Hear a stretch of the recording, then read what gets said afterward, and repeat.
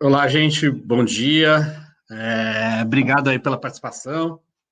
Já são aqui 10 horas, então a gente vai iniciando. Primeiro com um papo rápido aqui de apresentação. A gente espera um pouquinho, as pessoas estão um pouco atrasadas, mas vamos começando o webinar no horário. Primeira coisa que eu queria falar é me apresentar. Eu sou o Thiago Turini, eu sou CEO da DP6, fundador da DP6 há uns 12 anos e meio atrás. A gente, para quem não conhece a TP6, a gente é uma consultoria de dados, a gente faz toda a parte de tecnologia, de integração, de data quality, e faz também, a gente representa algumas ferramentas como o Google Analytics 360, como o Oracle BlueSky, e a gente também trabalha com análise, inteligência artificial, data science e tudo mais. E aqui comigo hoje está o Alejandro Dikovski. Até perguntei para ele agora há pouco como é que falava o sobrenome para não errar. O Alejandro, eu conheço ele, não querendo entregar na cidade, conheço ele já faz mais de década que a gente trabalha aí com a parte digital e tudo mais. Então é um cara bem legal. E depois, um pouquinho mais para frente, eu vou explicar por que a gente escolheu ele para estar aqui com a gente. Ale, quer fazer uma introdução de você, da sua carreira, de que você fez e tudo mais? Não, maravilha, maravilha. Bom, primeiro, muito bom dia a todos. Bom dia, Turini. Bom dia, audiência. É um prazer, né, estar aqui com vocês, uma segunda-feira, começando a semana bem animado, falando de um tema super quente, super demandante em todas as empresas, que é o que vai acontecer aí nesse novo mundo pós-Covid, né? Bom, eu conheço o Turini há muito, muito tempo. Eu lembro até do lugar onde a gente tomou aquele primeiro café apresentado pelo então sócio, que viria a ser o sócio dele, do Léo, há mais ou menos uns 15 anos atrás, eu acho, por aí, né? Para É, falar dessa ideia de performance e dados. Eu estou no mundo digital aí da inovação há cerca de 23 anos e continuo levando pontapé no traseiro todo dia, apanhando, tendo que fazer novas perguntas. Eu tinha uma carreira bem diversa, eu estive no mundo executivo, fui a pessoa que liderou o projeto de internet na Tecnisa, também estive em veículos como o UOL, estive em agência, na então mídia digital, hoje chama-se Mirum, né? Estive no Zap, sempre na área de negócios, né? Usando a parte de tecnologia e inovação para negócios. E atualmente eu sou um dos founders da WeGo Hub de inovação. É um hub aqui de Indaiatuba, onde eu moro, do interior. É um dos primeiros hubs de inovação aqui do interior, né? Estou me divertindo bastante, é uma startup. A gente foi pego bem no começo do Covid. E vai ser muito legal poder conversar com vocês, poder compartilhar com vocês um pouco do que a gente vive, do que a gente vê, obviamente alinhado com o Turini, e também poder, né, conversar com a audiência. Muito gostoso, estou muito feliz de estar aqui. beleza. Obrigado, Ale.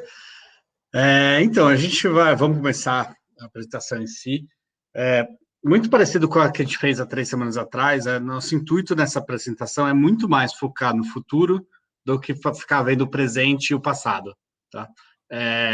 A gente quer trazer aqui realmente essa discussão de como é que o futuro vai ser, como as empresas têm que reagir e o que elas podem fazer agora que pode ajudar elas a prosperar no futuro. Tá? Até por isso, o convite para ler, porque talvez uma das formas de investir e que a gente tem que sair da caixa, a gente tem que fazer diferente hoje na época digital, são hubs digitais onde grandes empresas podem ter experimentos fora da empresa. Então, isso para a gente parece ser um caminho super plausível, um caminho legal de ser seguido por grandes empresas. Tá? Eu começo a apresentação aqui com uma provocaçãozinha. Tem uma frase do Winston Churchill que ele falou que no meio da guerra eles não era o fim da guerra, não era o começo do fim, mas que talvez fosse o fim do começo. Tá? Ele falou isso em 42, a guerra acaba em 45.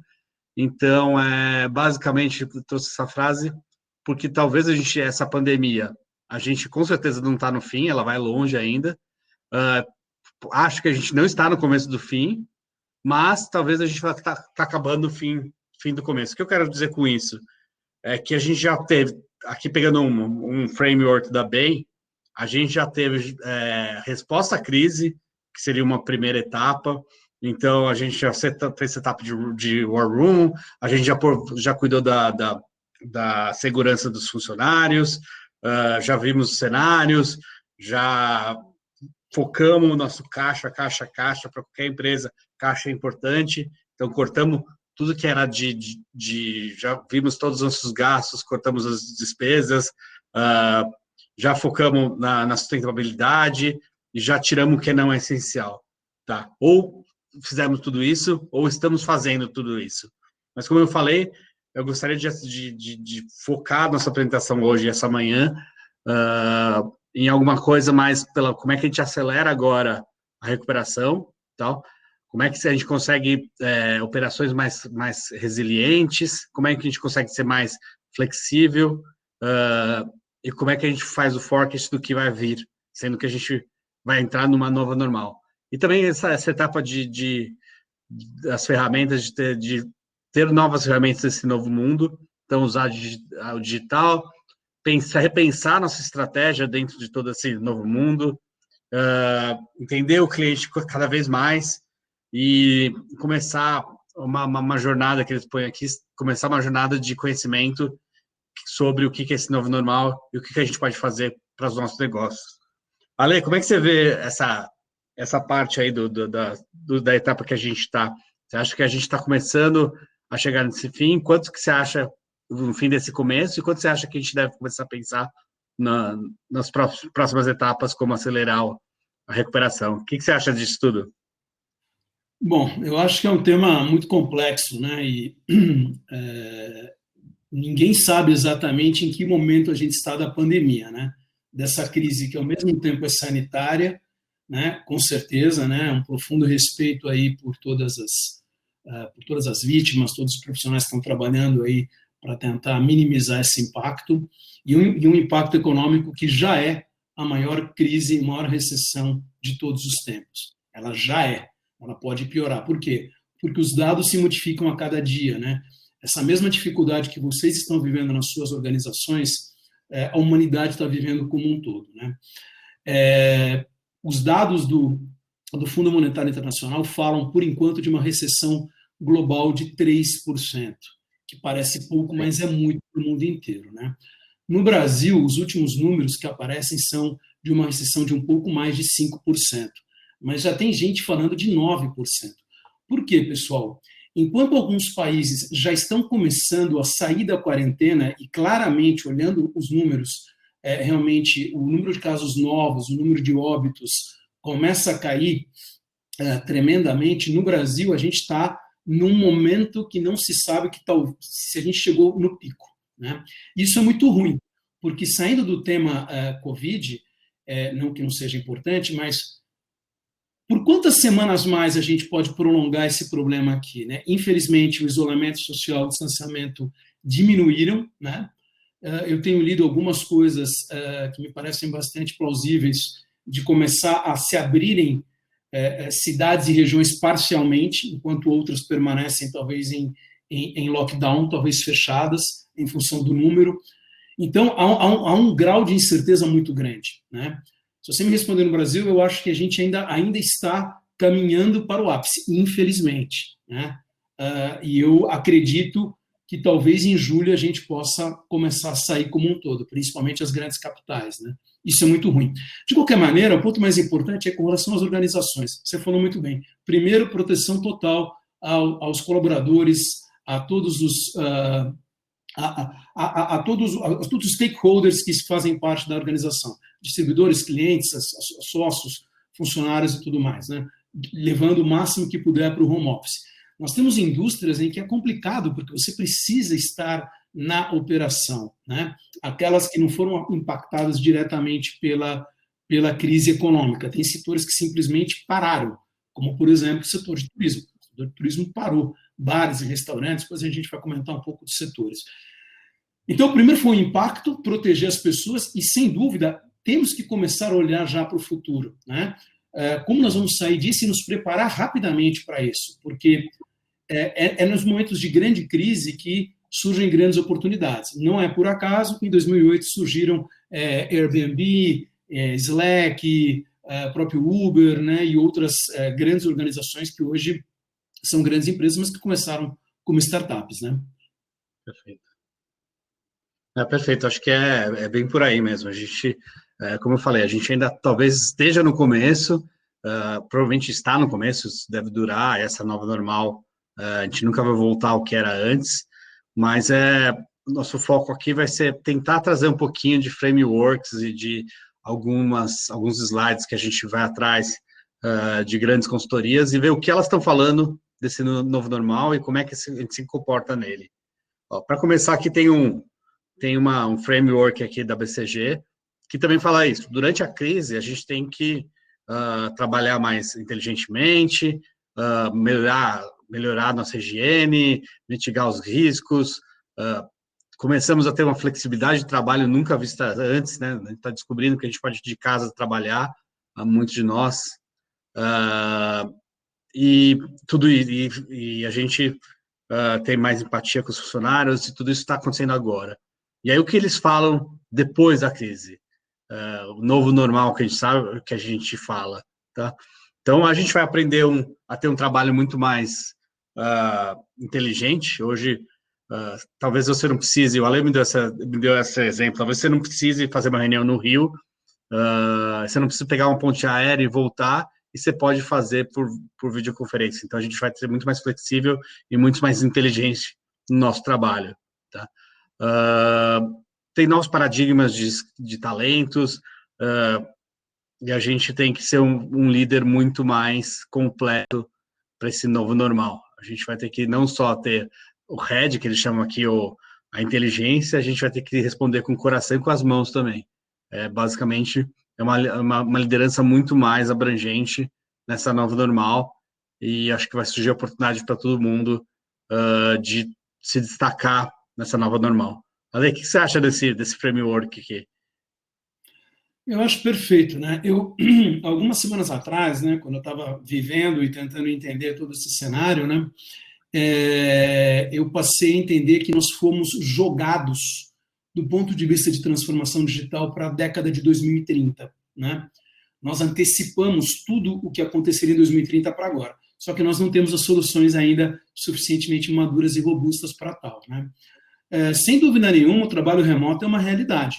Tanto é, pessoal, que já está acontecendo muitas famílias em que o casal trabalhava com filhos pequenos e moravam num bom apartamento, um apartamento de 100, 120, 130 metros quadrados em São Paulo, com custo obviamente elevado, ao perceber essas mudanças do home office, simplesmente estão se mudando para cidades como Indaiatuba, né, que está perto, a gente está a 1 hora de São Paulo, com uma ótima qualidade de vida, ou outras cidades da região, para poder ir para espaços maiores, né? Por quê? Porque está insuportável, né?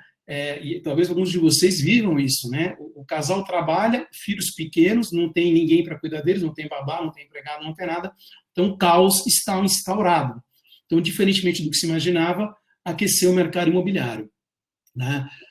Eu acho que a cultura das startups de serem ágeis, flexíveis, rápidas, e muito iterativas, né? Quer dizer, e corrigindo, aprendendo, mexendo um pouco, voltando, buscando o feedback do cliente e retornando, esse processo de iteração também vai ser uma realidade. Só que as empresas, as grandes corporações, eu acho que vocês vivem isso muito bem, eu já vivi, né? Porque eu trabalhei em grandes empresas também, a gente sabe que não é real, né?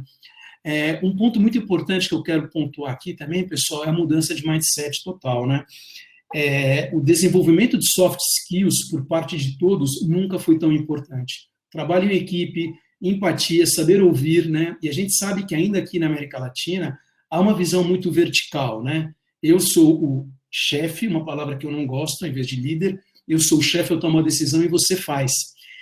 E somado a isso, tem a questão dos millennials, né? Os millennials estão assumindo cada vez mais o mundo como um todo e também as organizações, e eles são totalmente diferentes dessa cultura antiga, né? Eles vivem muito baseado em propósito, que está totalmente ligado a essa questão de soft skills, né? De ter os líderes com o coração, com as mãos e com a cabeça, né? Então, essa é um pouco a minha visão do que vai acontecer. É um grande desafio, porque as empresas têm que passar isso, pessoal, trabalhando de casa, fazendo reuniões pelo Google Meet, pelo Hangout, pelo Zoom ou por outras ferramentas, né? Perfeito. Bem por aí mesmo. Então, essa nova normal é que está vindo e que a gente vai ter que pensar nela. Aí uma provocação, uma piadinha que eu usei até na outra semana e que eu resolvi trazer de novo, é essa de quem que acelerou a transformação digital da empresa. Tá? E a resposta, até que o Ale comentou, que talvez a gente esteja acelerando o que aconteceu até 2030, a gente esteja acelerando para agora, porque não dá mais para não ser digital. Eu acho que é uma questão de sobrevivência nesse momento. Até trouxe aqui um dado, um slide novo, da BCG, mostrando que sim, digital era uma prioridade, era 50% dos investidos em grandes empresas, eles falaram que queriam investir agressivamente em digital capabilities e tech stack. Isso pré-crise. Isso aí foi feito de 29 até 29 de abril. Depois, pós-crise, esse 50% cresceu para 75%, tá? Ou seja, mais de 75%, 77%. Tá?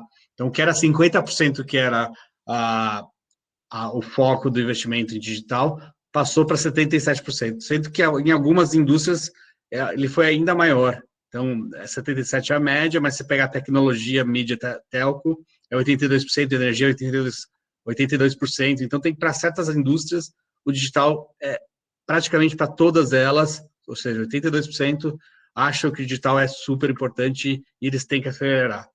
Isso realmente prova aquela piadinha de vamos acelerar agora. Ale, como é que você vê essa parte da aceleração do investimento digital? Quais vocês têm visto são as tendências dessa aceleração dos seus clientes?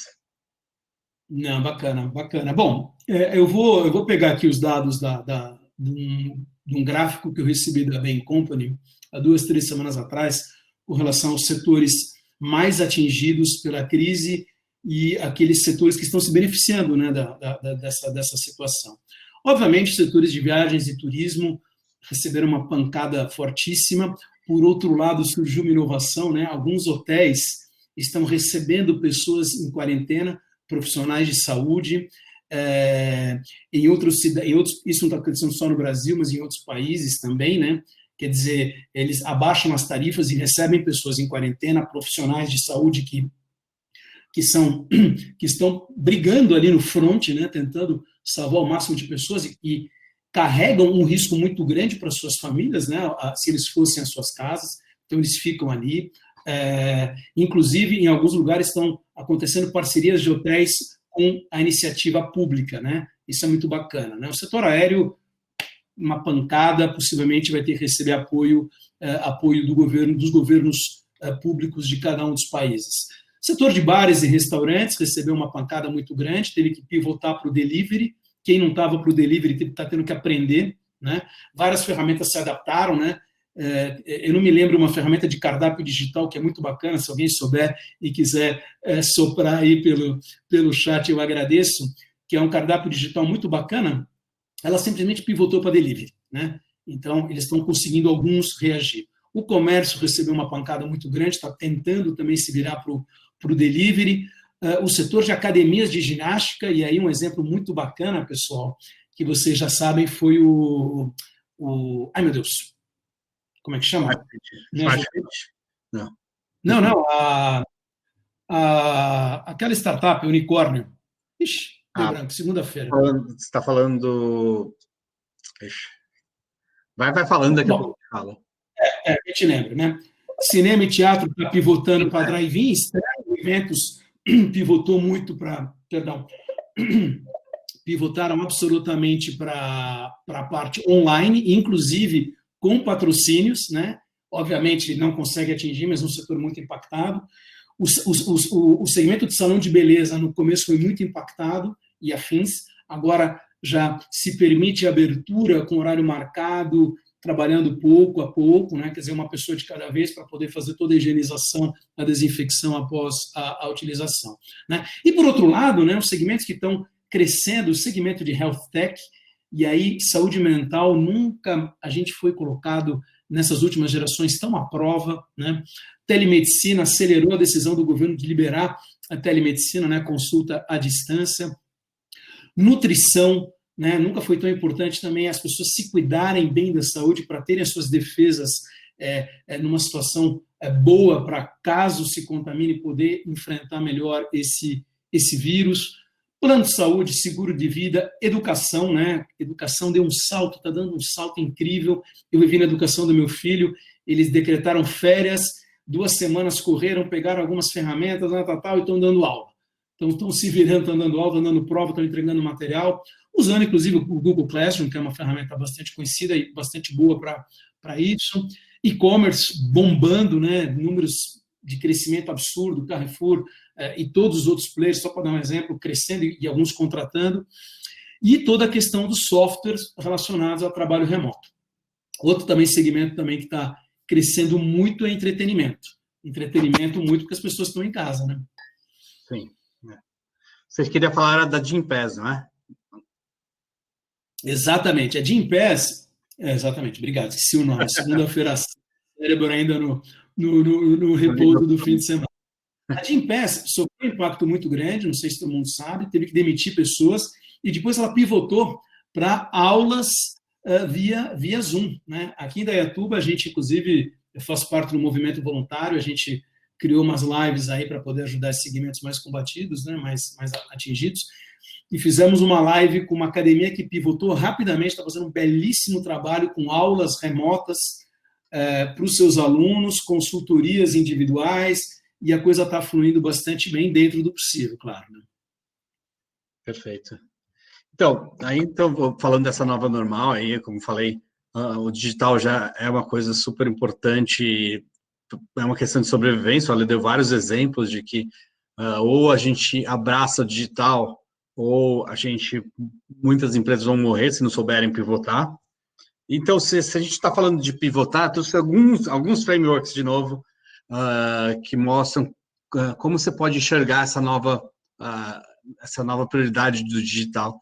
Eu gosto bastante desse framework aqui da BCG, principalmente porque ela, além de falar digital strategy, que está no centro de tudo, ela fala, tipo, não é um digital strategy, tipo, vamos pegar e botar um site na internet e quem sabe se as pessoas entrarem, a gente vende alguma coisa. Na verdade, ele fala em estar colocando sua ambição muito acima. Você tem que ser bastante ambicioso, que não é simplesmente uma coisinha para falar que você está fazendo digital. Ele se transformou numa coisa essencial e que a gente tem que colocar grandes apostas no digital. Então, tem que virar o centro de tudo e a gente tem que saber gerenciar tudo isso ativamente e construir novos capabilities.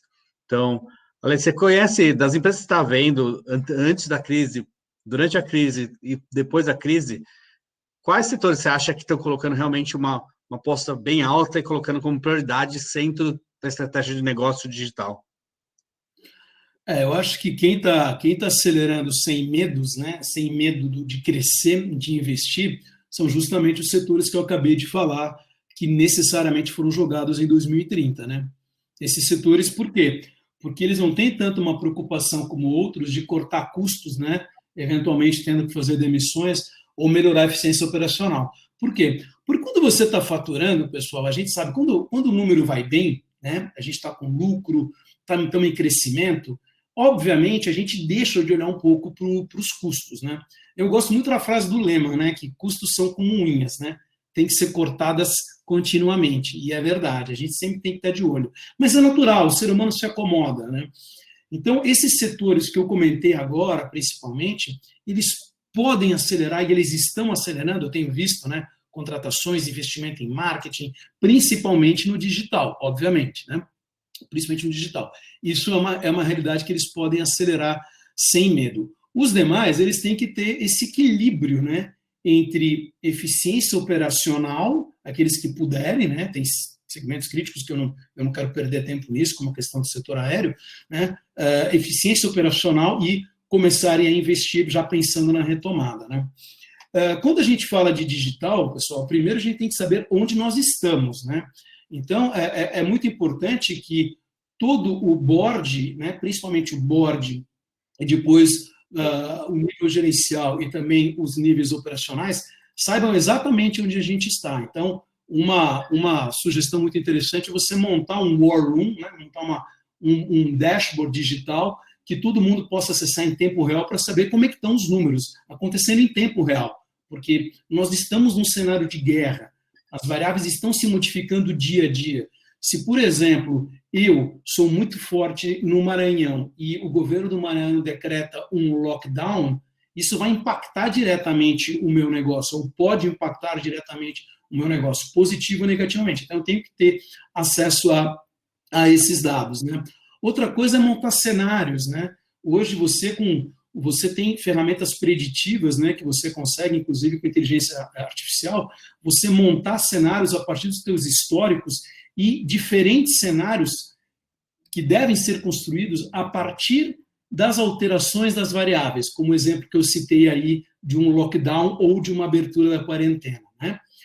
Em terceiro lugar, é conhecer com muita profundidade o teu cliente, né? A gente tem dados, né, a DP6 é muito forte em analítica e inteligência para a gente saber exatamente o que está acontecendo nas nossas plataformas digitais em tempo real, e se a gente não está sabendo devidamente, né, a gente implementar o mais rápido possível para ter esses dados, ter conhecimento, principalmente para poder oferecer uma experiência digital para o nosso cliente o melhor possível.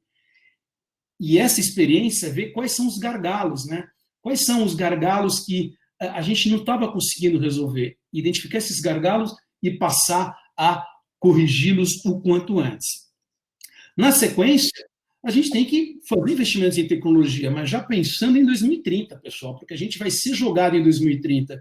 E são decisões que são muito complexas, né?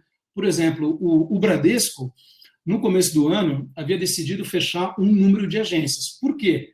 Porque a gente sabe que vai cada vez mais o setor financeiro, que são puros bits, vai migrar totalmente para o digital. O que acontece na agência vai ser feito por uma tela, uma pessoa, talvez um ser humano que vai estar atrás, que vai estar orientando, né?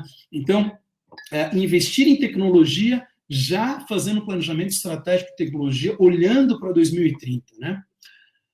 Outra frente, acelerar as automações, né? Você olhar o que você pode de processos automatizar e aquilo que seja crítico, que te dê um ganho grande, né? Normalmente no pipeline de um CTO, de um CIO, tem dezenas de projetos, então tem que ter uma priorização, o que é importante, o que vai trazer um grande ganho rapidamente, e o resto deixa, esquece, né? E, finalmente, né, e não é o último, mas eu diria que é o mais importante, que é a mudança cultural, né?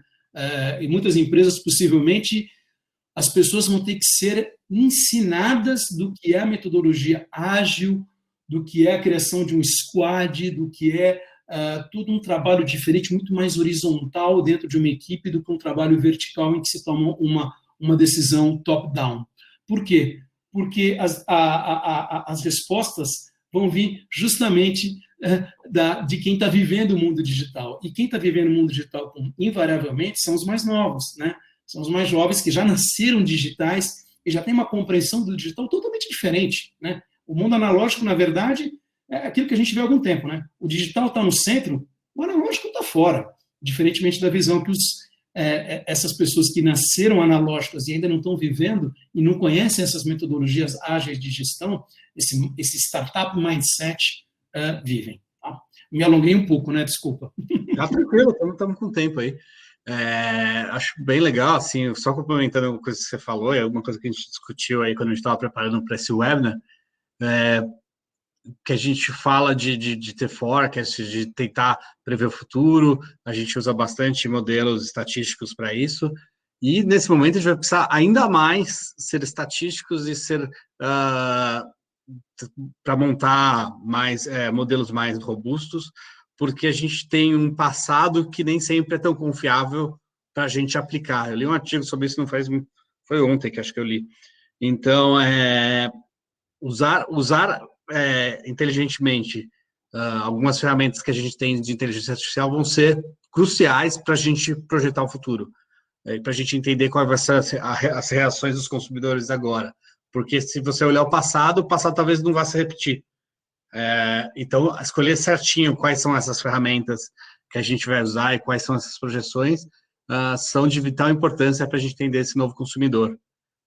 Outra coisa que eu acho que é bem legal de ressaltar é a gente está pela primeira vez com uma resposta e uma jornada do consumidor praticamente 100% digital, né? Então, antes existiam alguns pontos onde a gente tinha mais dificuldade de ter dados, mais dificuldade de rastrear ou de entender nosso consumidor, por exemplo, quando ele ia na loja, ou quando ele ia no caixa eletrônico, ou quando ele falava no call center, isso às vezes estava muito solto. Hoje não, é tudo basicamente registrado, seja a compra, seja a procura pelo produto, seja até no call center mesmo, a gente tem, e cada vez mais a gente vai ter que integrar todos esses dados. Então, a chance de conhecer esse consumidor, a chance de acompanhar ele mais em toda a jornada de decisão dele, e a chance da gente usar ferramentas super avançadas para prever o futuro, são coisas que, se as empresas não estão fazendo, elas vão ter que fazer e muito em breve. Tá? Então, acho legal, assim, voltando para esse framework da BCG, acho que o legal dele é mostrar, cara, pense alto, pense grande e seja ambicioso quando fala de digital e não só um puxadinho. Digital está no meio de tudo, como eu falei, no meio da jornada do consumidor inteira, e a gente vai ter que aproveitar isso o máximo.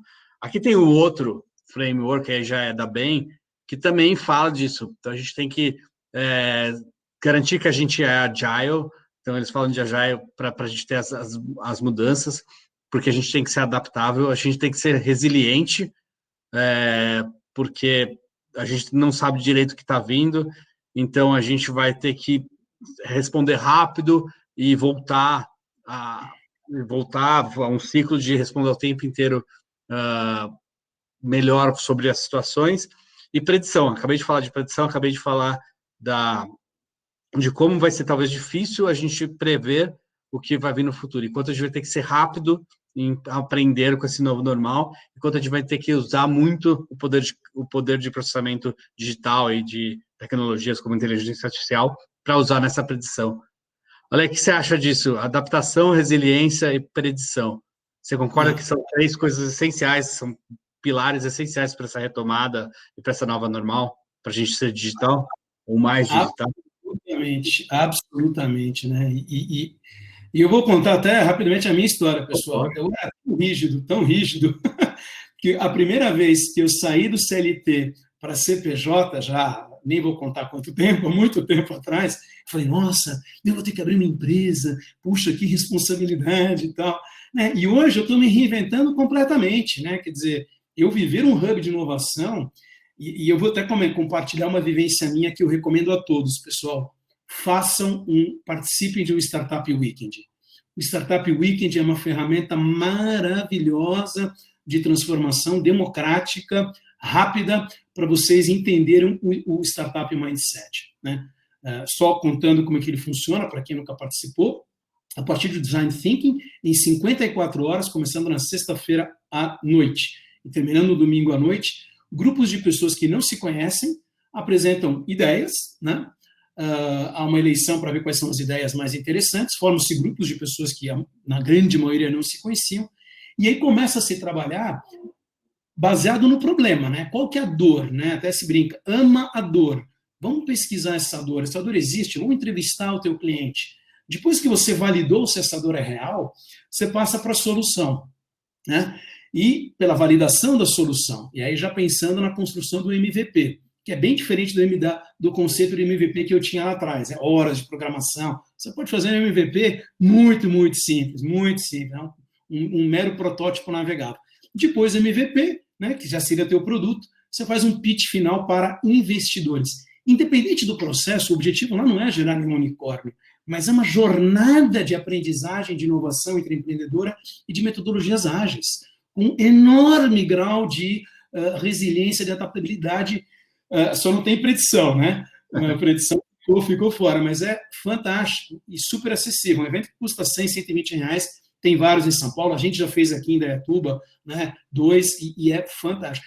esse evento mudou totalmente a minha cabeça. Agora, voltando para as empresas, pessoal, o papel da área de gente, recursos humanos, ou qualquer nome que a empresa dê, nunca foi tão importante, porque eles são os agentes, os principais, normalmente, agentes de mudança responsáveis pelo desenvolvimento de pessoas. Obviamente, aliado ao CEO e ao C-Level, eles vão ter que puxar e fazer essa mudança cultural da maneira mais rápida, da maneira mais eficiente, né? Até para permitir com que um garoto, né, um garoto novo possa, diante do seu diretor, trazer uma solução que às vezes ninguém estava vendo, né? E aí eu me lembro, pessoal, de um exemplo que me contaram muitos anos atrás, numa empresa industrial. Era uma empresa, era um fabricante de equipamentos, acho que ventiladores, essas coisas para o lar, né? Estavam todos reunidos numa linha de montagem, com várias caixas passando, os caras falaram, poxa, na hora de colocar a embalagem, várias embalagens ficam vazias, o produto não entra, a gente tem um problema, só fica sabendo lá na loja, tal. E nessa tinha um faxineiro que estava ouvindo, né, todo o board, o presidente, todo mundo. Aí ele, né, bem humildemente, ele falou, com licença, eu estou ouvindo a discussão de vocês, né, mas e se a gente colocasse um grande ventilador, uma grande corrente de ar, que simplesmente empurrasse as caixas que estão vazias para fora da esteira de montagem? Os caras ficaram olhando para ele, né? Falaram, uma boa ideia. Pois é. Então, é um pouco isso. Acho que é papel do RH, papel da liderança, e realmente, pessoal, a gente não tem medo de mudar. A mudança vai nos deixar muito mais fortes, a gente vai olhar para trás como era e como nós somos, e mudanças contínuas, porque a gente não sabe o que vem por aí. Beleza. Acho que o próximo slide, esse aqui já é um outro framework que eu estou falando. A gente falou de pensar alto, de pensar com agressividade, ser muito enfático de você colocar o digital. A gente falou de ser resiliente, de ser adaptável e tudo mais. E aqui um pouquinho mais, um framework bem digital, bem mais moderno de como é que a gente pode fazer essa migrança para o digital do pequeno ao grande. Seja através de design thinking, de ideation, aprendendo, e a gente tem que aprender e testar sempre, e até a gente ser ágil em todos os nossos deliveries. Ale, acho que esse daqui é mais para você. Quando você falou Startup Weekend, tem muito a ver com esse gráfico aqui da Gartner, que mostra um pouquinho quais seriam as etapas para a gente conseguir entregar essa inovação digital. O que você vê aqui que é interessante de destacar nesse gráfico? Da mesma maneira que eu falei pouco atrás aí da importância dos RHs e da gestão, a gente sabe que não é fácil, né, pessoal? É bonito em tese, né? Papel aceita tudo, a gente pode falar qualquer coisa, mas na prática é muito difícil você mudar culturalmente as organizações, ainda mais numa situação de crise, onde está todo mundo tão estressado, está tão tenso, etc., a recessão vindo. Então, isso abre uma oportunidade muito grande para buscar essa inovação, para buscar essas transformações fora, né? Buscar esse startup mindset fora. Com quem? Com startups, né? Com hubs de inovação, né? E eu sei que tem várias empresas, inclusive de alguns participantes que eu pude ver rapidamente, que já estão fazendo isso, né? Agora, eles têm que ser empapados desse startup mindset, né? A vantagem de você utilizar um parceiro para trazer inovação é principalmente a velocidade, o custo, né? Porque a gente não tem tempo, né? Nós estamos em guerra com o Covid, contra uma recessão e também no mercado, né? Com os nossos concorrentes, tentando brigar pela atenção do nosso cliente e pelo share of wallet desse cliente, inclusive brigando com outros segmentos que passaram a ser mais essenciais, né? Só para dar um exemplo, o setor de moda, né? Eu estava lendo ontem sobre o segmento de moda pós-Covid.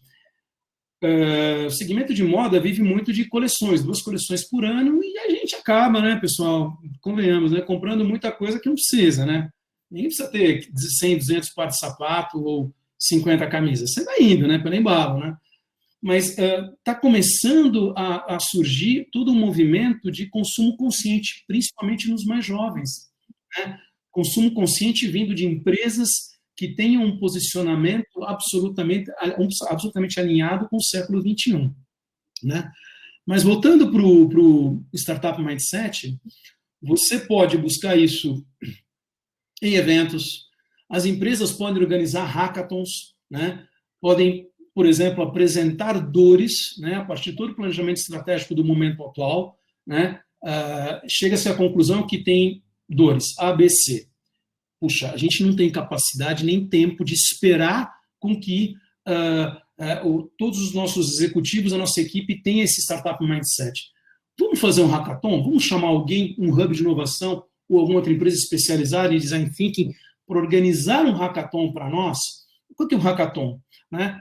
Acho que todo mundo sabe aqui, né? Você vai fazer uma maratona que vai tentar resolver aquela dor com pessoas de fora da empresa. Isso é muito positivo. Outra alternativa é buscar isso através de inovação aberta, como, por exemplo, o case da BASF. Né? A BASF, que é uma indústria, né, que é o segmentos que normalmente eles demoram um pouco mais para adotar as inovações, tirando a indústria 4.0, mas eles têm o ONONO, que é um laboratório incrível, né, de experiências com os clientes, experiências digitais. Né? Você tem um case, por exemplo, bacana de inovação externa, que é a empresa de energia EDP. A EDP ela criou um processo de Corporate Venture Capital. Né? Ela designou um valor de 30 milhões de reais que ela poderia investir em startups que estivessem alinhadas com o seu negócio para resolverem dores do seu segmento. E ela fez, por exemplo, um investimento de 1,5 milhão de reais na Delphos, que é uma empresa do Ceará, né, que tinha uma solução de inteligência artificial para uma melhor gestão de usinas de energia, né, de geração de energia. Né. Outro exemplo muito bacana é a Natura. Né. A Natura, desde 2014, ela tem um modelo de inovação aberta. Né. Ela avaliou, pessoal, para vocês terem uma ideia, nesse período, mais de 3.000 startups. Eles testaram 60 soluções e quase 20 parcerias foram firmadas.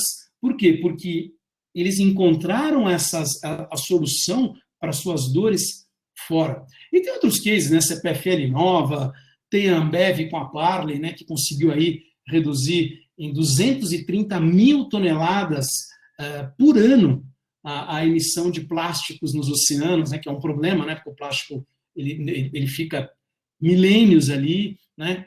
Entre outros, só para dar alguns exemplos aí. Acho bem legal essa parte, porque, assim, é o que eu falei, a gente está aqui discutindo, a gente está falando digital, vai ser o centro de tudo e tudo mais, mas aí a gente pode ir para um papo que é, tipo, mas investir em quê? Vale a pena investir em tudo? O que vale a pena? Então, algumas das observações que a Gartner faz também, a primeira coisa é a gente sair da parte de negação, né? A gente tem que correr, não falar, a negação seria tipo, putz, deixa para amanhã, deixa para depois, ou por enquanto a gente está integrando, então a gente está investindo em digital, já colocamos um software aqui, mas aos poucos ele vai entrar. Não, a gente tem que ser bem mais disruptivo, tá? O passe agora, como eu falei já antes, é ser agressivo e é enxergar alto e apostar alto, tá? Agile passa a ser uma coisa da empresa, não é uma coisa que o pessoal de produtos usa, é uma coisa que todos os processos dentro da empresa tem que ter esse mindset de Agile. Acho que é essencial. A terceira coisa que eles colocam aqui a gente tem que começar a aceitar que os processos falham, que a gente tem que abraçar o erro, aquela história do fail fast, fail often, fail cheap, ou seja, rápido, então, tipo, não dá para ficar também um tempo inteiro investindo que você vai falhar, mas então ser rápido, ser bastante, não gastar muito recurso financeiro para esse teste, e ser também uma coisa da cultura falhar constantemente, tá? Então a gente tem que entender que vamos falhar, e isso, esse teste, esse ciclo que a gente viu no slide anterior para inovar, é importante que aconteça sempre, tá? E por último, a gente tem que não só focar nos KPIs de curto prazo, mas simplesmente ter uma visão de médio e longo prazo, tá? Ale, quer mais falar alguma coisa sobre esses 4 passos aqui? Não, sim, quero sim, né? Está muito bem apresentado, Tura. Eu estou completamente de acordo. Talvez muita gente não conheça exatamente os papéis do Hub de Inovação, mas o Hub de Inovação é um agente de conexão, né? Nós conectamos os agentes do ecossistema de empreendedorismo e de inovação. Então, você vai ter startups, você vai ter founders com novas ideias a serem totalmente validadas, né, para ver se avança. Você tem um investimento, que é muito importante, né? Cada vez mais o Brasil avança na cultura de investimento, né? Eu não sei se todos sabem, mas mesmo na crise, houve um aumento no investimento de venture capitalists, né, dentro do mercado de startups. Isso é muito interessante, apesar de uma versão muito grande a risco global, é natural no momento de crise, mas esse é um ponto positivo. Você tem toda uma área de educação empreendedora, né? Nunca foi tão importante, eu nem diria educação, mas evangelização desses itens que a gente falou, agile, errar rápido, ir fazendo as iterações, ter um olho no longo prazo, né? Porque quando a gente fala de transformação digital, numa grande organização, tem o dia a dia, mas tem que olhar para daqui a 10 anos, né? Como vai ser o mundo daqui a 10 anos? Será que a gente tem que continuar, vou dar um exemplo, como é que vão ser esses caixas eletrônicos no futuro? Será que vão ter? Não sei. Será que vai ter dinheiro em papel? Acho que não. Acho que vai ser tudo digital. Dentro, obviamente, de tudo um arcabouço de segurança. Você vai andar com o teu celular, né? E com esse celular você vai fazer tudo. É teu documento, é teu RG, é teu... Enfim, é tudo. All in one, é teu canivete suíço. Tanto como o WeChat, né? A China virando benchmark e os americanos tentando correr atrás e apanhando, né? Então, esse é um grande problema, né? E, finalmente, também a parte de inovação corporativa, ou seja, dentro de um ambiente de inovação aberta, todos os agentes do ecossistema, grandes empresas, startups e o ambiente de educação, eles estão convivendo, eles estão trocando. Então, a curva de aprendizado é muito mais rápida, né? Isso é muito importante para ajudar esse processo, né? Eu dei o exemplo atrás do Corporate Venture Capitalist, né, pessoal? Mas eu vi um exemplo há um tempo atrás muito interessante da Volvo, né? A Volvo, fabricante sueca, centenário de veículos. O que eles decidiram? Eles falaram assim: carro não dá mais. Carro é uma guerra que a gente já perdeu. Então, eles venderam a marca Volvo para um outro fundo, para um fundo de investimento. Falaram: bom, o nosso negócio é comercial.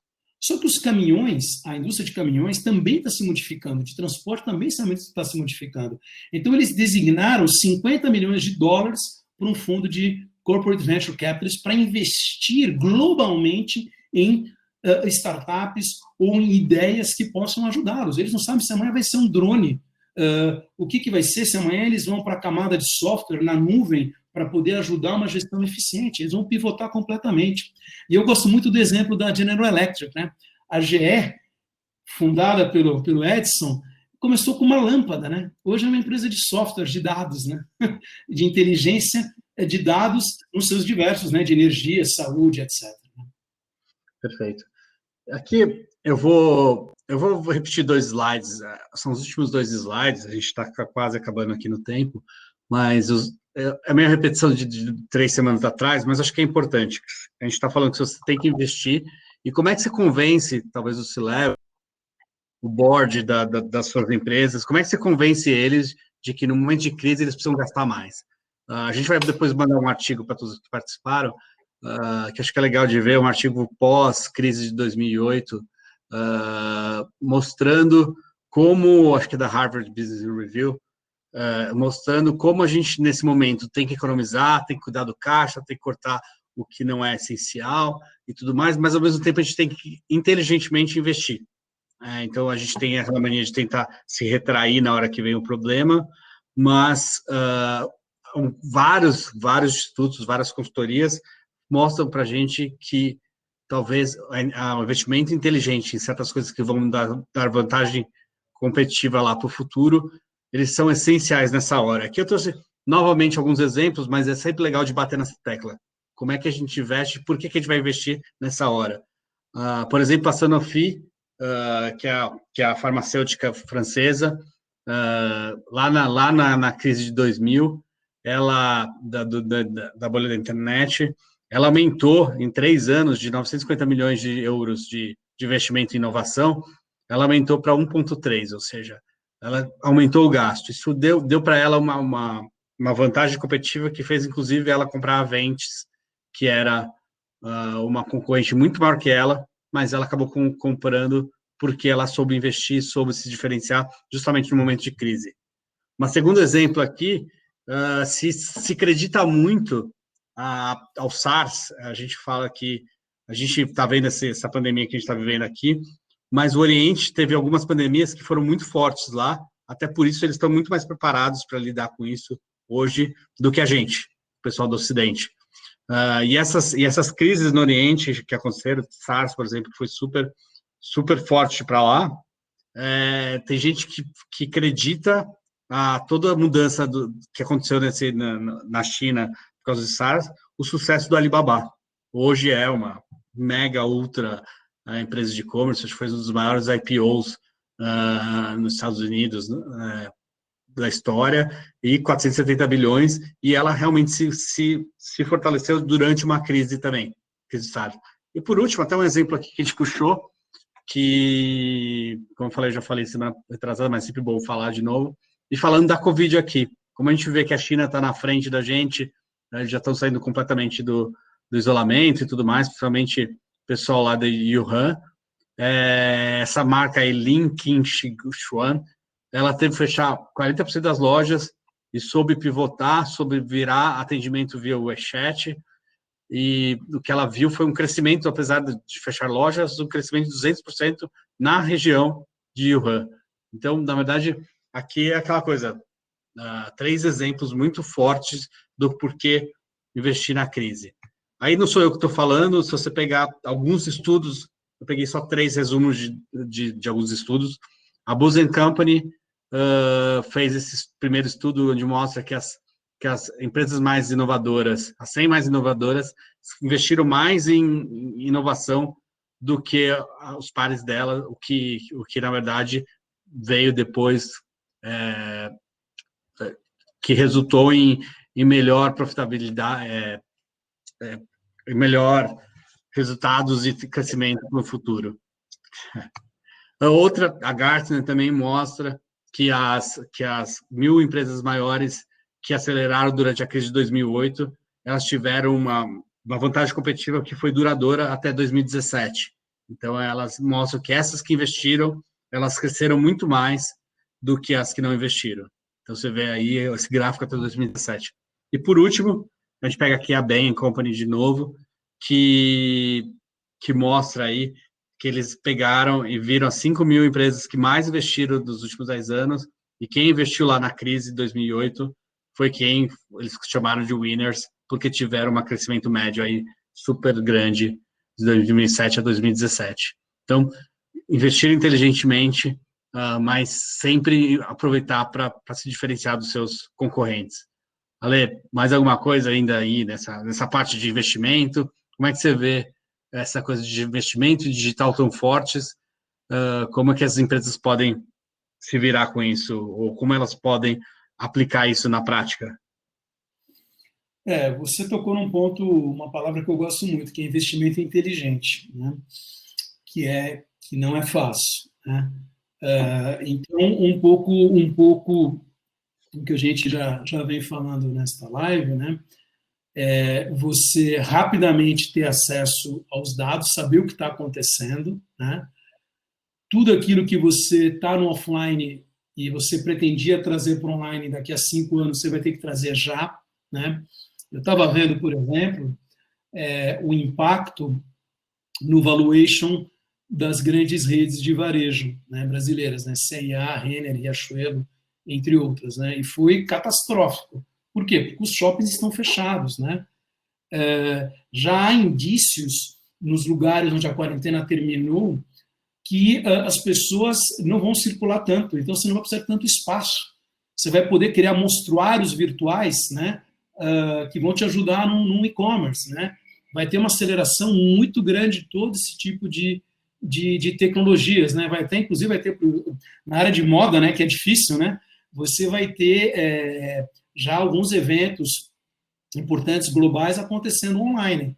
E você vai ter que criar para o usuário ferramentas, e lembrando que muitos usuários só são mobile, né, não tem computador, tem só um celular, então talvez usando realidade virtual, realidade aumentada, para você tentar fazer um fit aí para ver como é que vai ficar a roupa no usuário. Isso só para dar um exemplo.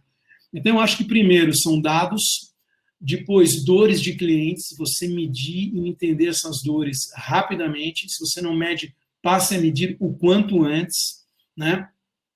E, ao mesmo tempo, olhar a maturidade da tua empresa com relação à cultura de Startup Mindset e Agile. Se você não tem e sabe que vai ser difícil, você vai ter que buscar fora com algumas das maneiras que eu falei, né? Eu dei alguns exemplos, né? Tem vários formatos, né? Que hoje uma corporação pode utilizar, né? Buscar startups diretamente no mercado, usar um hub de inovação, criar um corporate venture capitalist, um pouco mais diferente, né? Mas vai demorar um pouquinho mais, né? Você tem todo um arcabouço aí de possibilidades. E ser rápido, né? Seja rápido, mas seja estratégico. Olhe seus dados, olhe seu cliente, olhe as dores do seu cliente hoje e olhe as dores do seu cliente no futuro. E sempre de olho na concorrência. É muito difícil, pessoal. Realmente é um ambiente de guerra, né? É muito desafiador. Mas, assim, nós, como humanidade, como seres humanos, passamos momentos piores, né? No século XII, a gente foi devastado pela peste negra e não tinha a menor ideia de como reagir. Há 100 anos, nós vivemos a gripe espanhola e a gente também estava muito pouco preparado, tanto que o impacto foi devastador. Hoje nós temos essa capacidade de reagir, né? A gente tem essa capacidade de nos levantar. Eu tenho certeza, eu sou um otimista por natureza, eu acho que nós, como humanidade, sairemos melhores do que nós estávamos quando entramos nesta crise, né? Legal. Bom que é difícil que garante nossos empregos, né?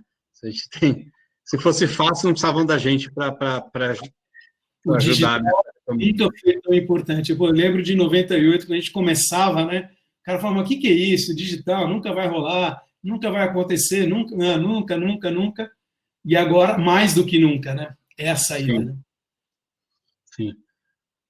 Bom, gente, na verdade, era isso. A gente separou essa discussão e esses slides para a gente tentar pensar mesmo no futuro.